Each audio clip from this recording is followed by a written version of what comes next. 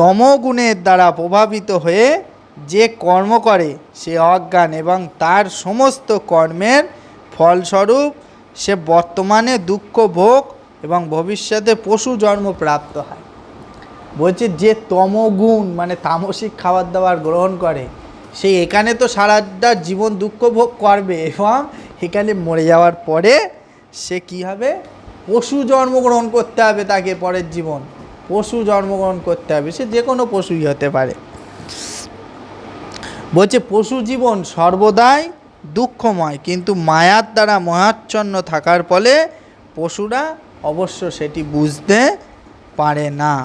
তমগুণের দ্বারা আচ্ছন্ন থাকার ফলে মানুষ নিরীহ পশুদের হত্যা করে।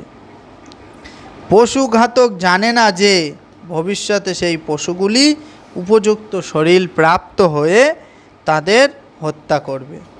বলছে মানুষ হয়তো বোঝে না যে ওই পশুগুলো ঠিক সময় আসলে মানে উল্টে যাবে।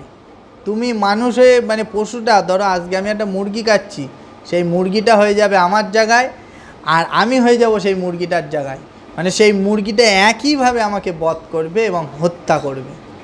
হরে কৃষ্ণা।